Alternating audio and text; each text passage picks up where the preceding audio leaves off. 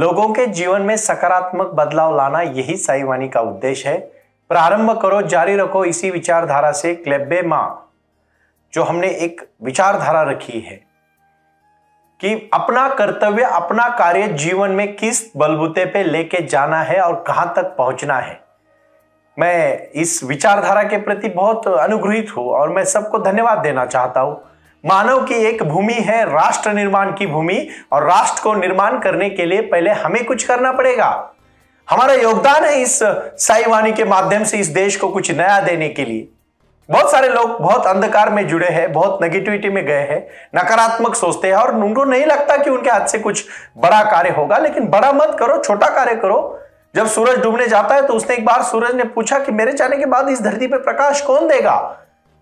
शुक्र होगा, बुध होगा, गुरु होगा, रवि होगा, शनि होगा, सब बाहर निकले, लेकिन एक छोटा सा दिया ऊपर आया और उसने कहा मैं प्रकाश को जलाता रहूंगा। मुझे पता नहीं मैं धरती में कितना प्रकाश दूंगा, लेकिन लोगों का विश्वास जागता रहूंगा कि छोटा सा प्रकाश भी अंधेरे को काटता है। इसी से मैं एक छोटी सी कहानी कहूं। यह रथ यात्रा करने का नहीं है, यह पद यात्रा करने का प्रयास है, क्योंकि अपने पैर से चलना है।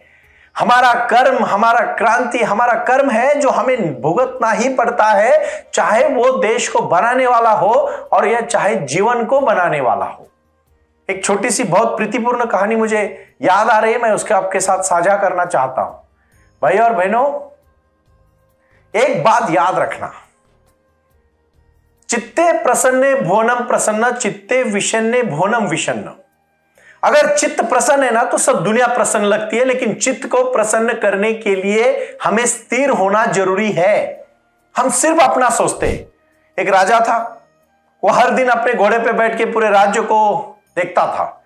उसको बड़ी खुशी होती थी कि वो हर दिन राज्य के लिए कुछ नया करना चाहता था, और वो राज्य के खुश लोगों को देख के और खुश हो जाता था। उसको लगता था कि इस धरती में उसका राज्य सबसे प्रगतिशील राज्य होगा, अच्छा राज्य होगा। इसीलिए वो हर छोटे छोटे कार्य में खुद ध्यान देते थे। वो राजा बहुत अच्छे राजा थे। ऐसे बहुत राजा हुए हमारे इस विश्व में, इसीलिए तो भारत इतना सुंदर बना है। आप देखो, आप जब छोटे थे, आज अगर कोई 40 साल का है तो जब वो 20 साल का था तब का जो भी क्रांति था और आज की क्रांति और आगे आने वाले 20 साल की क्रांति में कितना फर्क है। कितनी तरक्की की हमारे देश ने, क्योंकि उस समय के लोगों ने अपनी जान की परवाह न करते हुए अपना समय इस राष्ट्र को बनाने के लिए दिया। वो राजा जब रपेट मारता था घोड़े में बैठ के, तो वो देखता था 90-95 साल का एक इंसान एक बगीचे में बहुत तन्मयता से नए नए पेड़ लगाने का काम कर रहा था, और हर दिन वो बूढ़ा इंसान बहुत प्रसन्नता से वो कार्य मन लगा के करता था, तन लगा के करता था, भावना से करता था, पूरी श्रद्धा के साथ करता था। राजा ने एक दिन देखा, दूसरे दिन देखा, तीसरे दिन देखा, चौथे दिन देखा, 1 महीना लगातार राजा उसी रास्ते से जाता था, और वो बूढ़ा इंसान सुबह 6 बजे से लेके रात को 8 बजे तक वही उसी तन्मयता से 95, 96, 95, 96 उम्र में भी काम करता था। और वो कुछ ऐसे पेड़ लगा रहा था कि जिनको बढ़ने में 20-20 साल लगने वाले थे।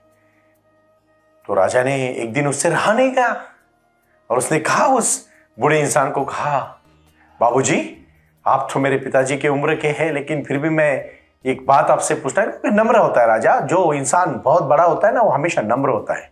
इसलिए कभी घमंड मत आने देना भाइयों। हमारी जिंदगी बहुत छोटी जिंदगी है और हम बहुत छोटे इंसान हैं। नम्रता बहुत बड़ी चीज होती है और वो अपने को बहुत ऊपर लेके जाती है। कभी तसल्ली से उसको आजमा के तो देखो। और फिर राजा पूछता है कि माफ करिएगा, मैं अब इतने काम में व्यस्त है, फिर भी मैं एक प्रश्न पूछना चाहता हूं जो मुझे हर दिन, और मुझे नींद नहीं आती इसका उत्तर जानने के बगैर, इसलिए मैं आज खुद आया हूं और आपको पूछ रहा हूं कि आपकी उम्र अभी 95 साल है, और आप जो पेड़ लगा रहे हो वो कम से कम थोड़ा सा मेरे ऊंचाई तक उड़ने के लिए उसको 20 साल लगेंगे, तो आप ये लगा क्यों रहे हो? इसका आपको क्या फायदा होने वाला है? हर बूढ़ा इंसान राजा की तरफ देख के जोर जोर से हंसता है और कहता है, आप तो मालिक है, आपने जो सोचा वो ठीक सोचा, लेकिन मेरी सोच ऐसी नहीं है। मैं जिस बगीचे में इतने बड़े बड़े पेड़ आपको दिख रहा है, ये तो मैंने नहीं लगाए, ये मेरे पिताजी ने, मेरे पुरखों ने, मेरे नाना नानी ने, मेरे पापा दादा दादी ने लगाए, और ये पेड़ का फल मैं पूरी जिंदगी भर खाया हूं। और आगे आने वाली पीढ़ियां मैं लगाए हुए पेड़ का फल और फूल खाएंगे, इसी में मुझे खुशी है। एक विचार ने राजा की सोच बदल दी। जो राजा परेशान होता था, बहुत दुखी होता था उस बात को जान के कि मेरे जाने के बाद इस राज्य को कौन संभालेगा, अभी उसको चिंता नहीं रही। उस दिन से राजा मस्त रहने लगा। भाई और बहनों, इस बात को समझो, इस देश की तरक्की करना हमारे हाथ में है। जो हमारी जिंदगी है उसको और अच्छा बनाने के लिए हमें कुछ देना पड़ेगा। श्री रविशंकर जी ने आर्ट ऑफ लिविंग को स्थापना किया और उसको चलाया। सदगुरु जी ने ईशा फाउंडेशन को चलाया। बाबा रामदेव जी ने इतना बड़ा कार्य पतंजलि के माध्यम से किया। बहुत सारे और भी आध्यात्मिक स्पिरिचुअल गुरु है, लेकिन मैं एक छोटा सा एक किसान का बेटा हूं। उस धरती से मैं आया हूं जहां 10वीं तक मैं खुद खेती में जाके मेरे मां बाप के साथ काम करता था।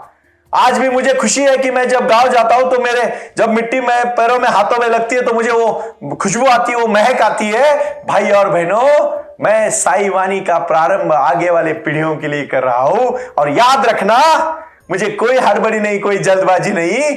प्रारंभ करो, जारी रखो, सबका मालिक एक, मानवता ही धर्म है। यही मेरी साई वाणी पूरे विश्व में फैलेगी और एक दिन आपको आगे वाले पीढ़ियों को छाव देने का काम करेगी।